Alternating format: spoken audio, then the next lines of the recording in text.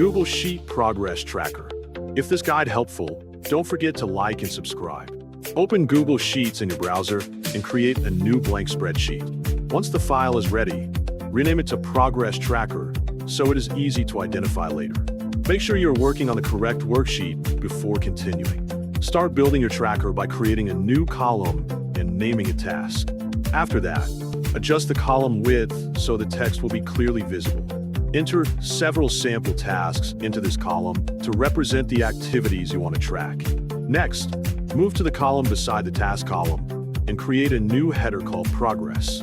Select all the cells under the Progress column. Then change their format to percentage so the values will display correctly. After formatting the cells, go to the Format menu at the top of the screen and click on Conditional Formatting. From the options provided, choose Color Scale to visually represent progress levels.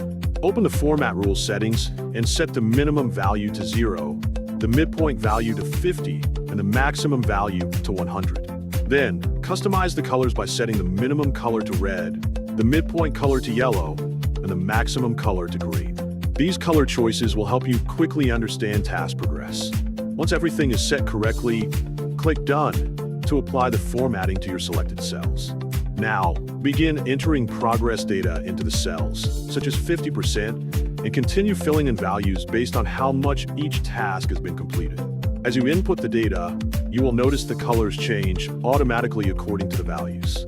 This makes your tracker more visual and easier to interpret. After that, add a new column next to the progress column and create a header named Status.